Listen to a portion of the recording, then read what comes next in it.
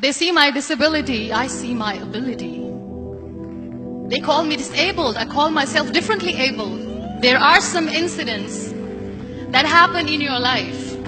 Those incidents break you, deform you, but they mold you into the best version of you. And the same thing happened to me. I was 18 years old when I got married. My father wanted me to get married. And all I said was, if that makes you happy, I'll say yes. And of course, it was never a happy marriage. Just about after 2 years of getting married, I met a car accident. Somehow my husband fell asleep and the car fell in the ditch.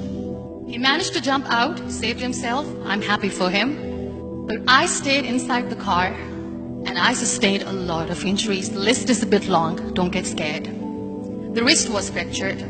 Shoulder bone and collarbone were fractured. My whole rib cage got fractured. And because of the rib cage injury, lungs and liver were badly injured. I couldn't breathe. I lost urinary bowel control. That's why I have to wear the bag wherever I go. 3 vertebrae of my backbone were completely crushed. And I got paralyzed for the rest of my life. I finally ended up in a hospital where I stayed for 2.5 months. I underwent multiple surgeries. One day, doctor came to me and he said, well, I heard that you wanted to be an artist, but you ended up being a housewife. I have a bad news for you.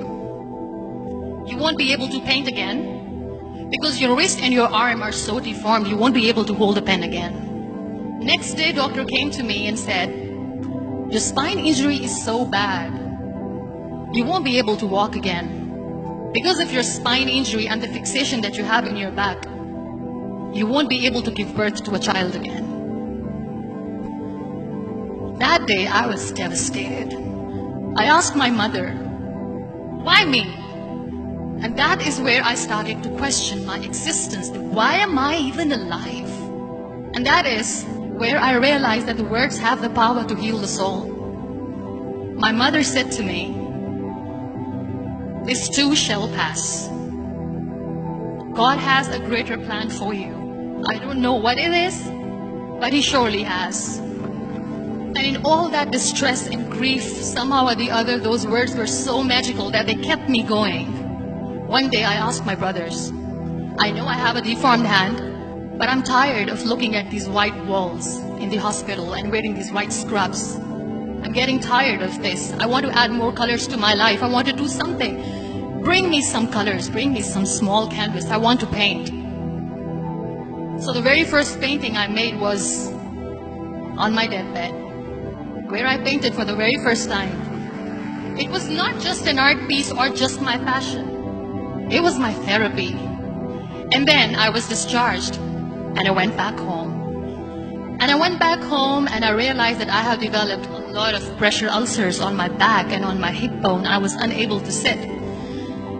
There were a lot of infections in my body, a lot of allergies. So doctors wanted me to lie down on the bed straight for not 6 months, for not 1 year, for 2 years.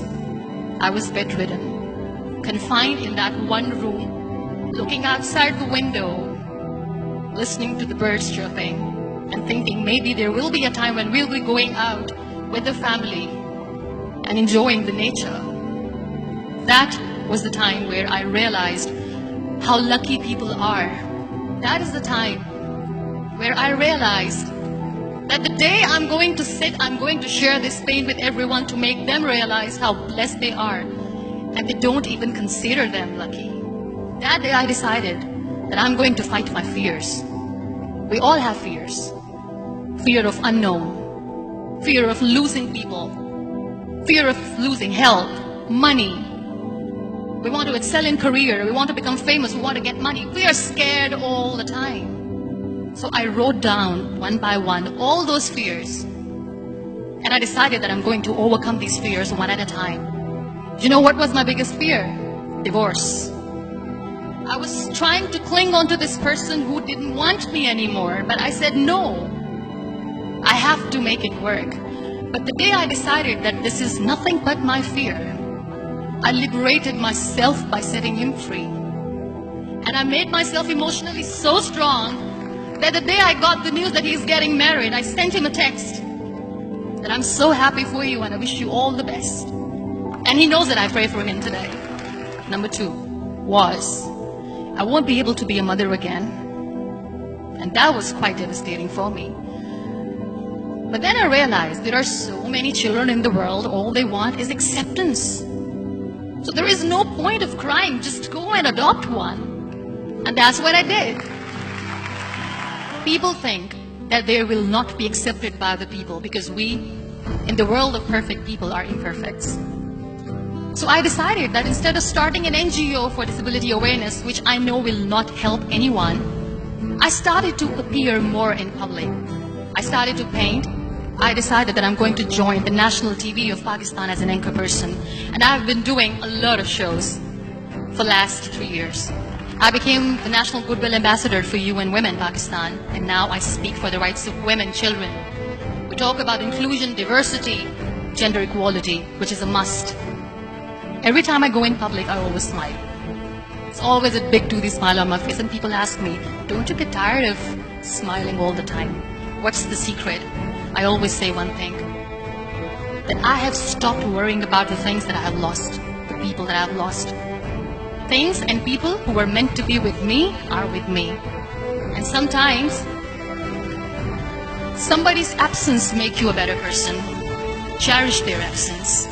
It's always a blessing in disguise. Live your life fully. Accept yourself the way you are. Be kind to yourself. Be kind to yourself. I'll repeat, be kind to yourself, and only then you can be kind to others.